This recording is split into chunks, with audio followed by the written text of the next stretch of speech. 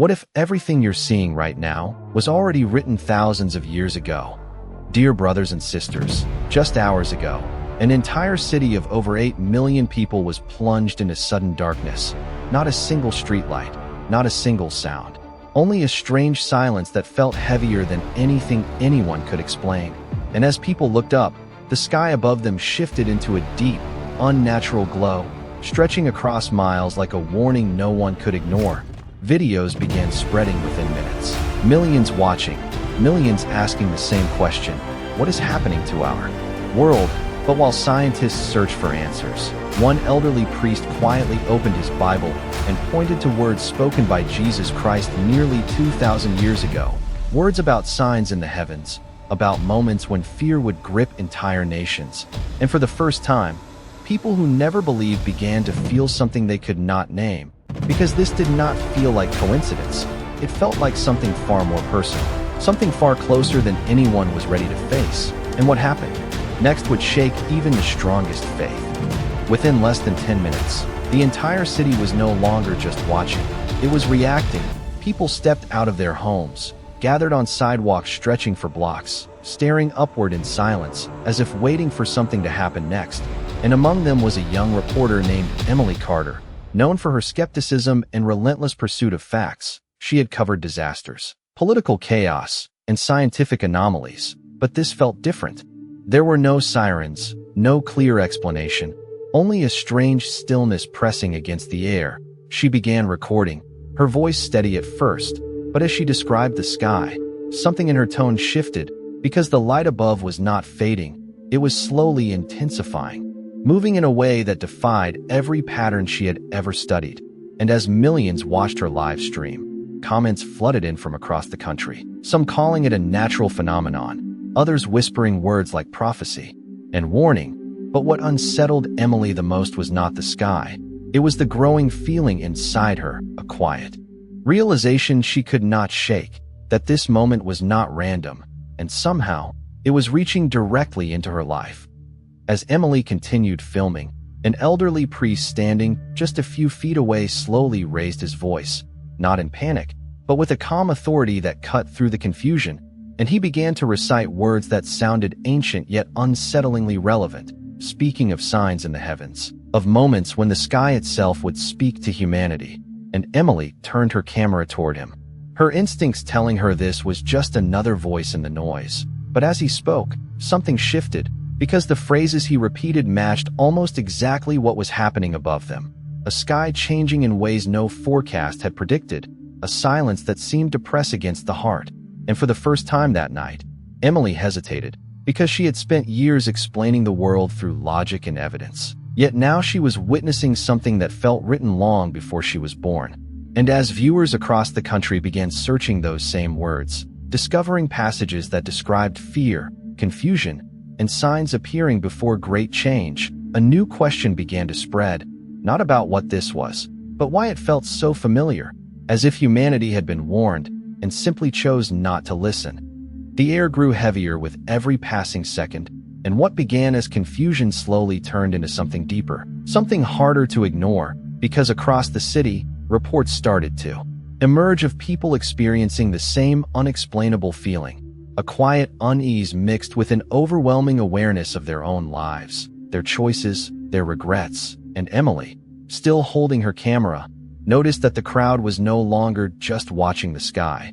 They were changing. Conversations shifted from speculation to reflection, strangers speaking to each other about things they had not thought about in years: forgiveness, purpose, faith.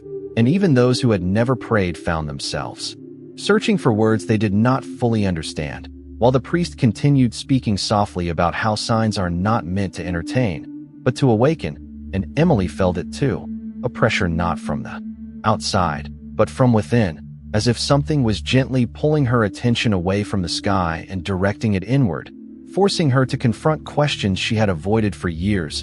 And in that moment, the realization began to form that whatever was happening above them was not the true center of this event. It was only the beginning of something far more personal. Emily lowered her camera slightly, her breath unsteady for the first time that night, because what she was feeling could no longer be explained by anything she had studied or reported on before. It was not fear of the sky. It was something far more unsettling, a quiet conviction rising within her. And as she looked around, she realized she was not alone. People were no longer asking what was happening above them. They were asking what was happening inside them. And then the priest spoke again, his voice firm but filled with compassion, saying that the greatest sign was never meant to be in the sky, but in the human heart, and that many would look outward and miss the true warning completely. And those words struck Emily deeply, because she had spent her entire career searching for truth in data, in evidence, in the visible world.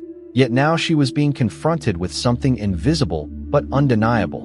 And in that moment, a thought crossed her mind that she could not push away.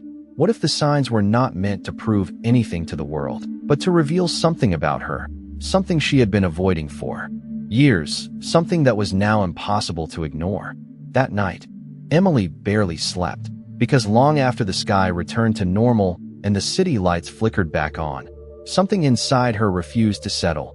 And when she finally closed her eyes, she found herself standing in a place she could not fully describe, not a dream like the others she had known, but something clearer, deeper, almost real. And in that stillness, she felt a presence that did not speak with sound, yet every word was understood, and the message was simple but impossible to ignore, that the signs she had witnessed were never meant to frighten the world, but to awaken hearts that had grown distant. And as she stood there, she began to see moments from her own life, choices she had made, truths she had overlooked, times when she had felt something greater but chose to turn away. And for the first time, she understood that what was happening was not about the sky or the city or even the crowd. It was about a call, a quiet but undeniable call to return. And when she woke, the question was no longer what had happened that night, but why it had reached her so personally. When Emily returned to the streets the next morning, everything looked the same. The traffic moved, people rushed to work, screens lit up with normal headlines. But something had undeniably changed, not in the world around her, but in the way she saw it. And as she replayed the footage from the night before, she realized that the most powerful moment was not when the sky shifted, but when the crowd fell silent, when people stopped running from their thoughts and began to face them. And suddenly the words of the priest echoed in her mind, with a clarity she could not escape, that the true sign was never meant to remain in the heavens, but to awaken something buried deep within the human soul. And in that realization, the fear that once gripped her began to transform into something else, a deep awareness that time itself carried a weight she had never considered. Because if the signs were real, then so was the message behind them. And for the first time, Emily understood that the question was no longer whether something was happening to the world, but whether people were willing to recognize what was happening within themselves before it was too late to respond. As the day unfolded, Emily could no longer return to the version of herself that existed before that night, because the experience had shifted something deeper than curiosity. It had awakened a sense of responsibility. And as she reviewed her notes and the growing number of testimonies from others who felt the same inner stirring, a pattern began to emerge, not of chaos, but of invitation, an invitation that did not force, but called gently, persistently, urging people to look beyond distractions and confront the state of their own hearts. And she began to understand that what many feared as an ending might actually be a beginning, not the destruction of the world, but the exposure of truth, a moment where illusions fall away and what truly matters is revealed with clarity. And the more she reflected, the more she realized that the real danger was not the signs themselves, but ignoring them, because to ignore them was to remain unchanged, to continue living without awareness. And in that realization, a quiet urgency took hold, not driven by panic, but by the awareness that every moment now carried meaning, and every choice held weight in a way she had never considered before. And as the sun began to set once again over the same city that had witnessed the unexplainable, Emily stood quietly, no longer searching for answers in the sky, but listening to something far deeper within, because what she had come to understand was not a prediction of a distant future, but a revelation of a present reality, that every sign, every moment of stillness, every unshakable feeling was pointing toward a truth that could no longer be ignored. And as people slowly returned to their routines, many carried with them a question they could not silence, a question that lingered beneath the surface of normal life, waiting to be faced. And Emily realized that the greatest mystery was not what had happened that night, but how many would truly respond to it. Because the signs do not force change, they invite it, and the difference between those who see and those who remain blind is not knowledge, but willingness. And as she looked around at a world that appeared unchanged yet felt completely different, one thought remained, quiet but undeniable, that perhaps the most important moment was not still to come, but had already begun, and most people had not even realized it yet.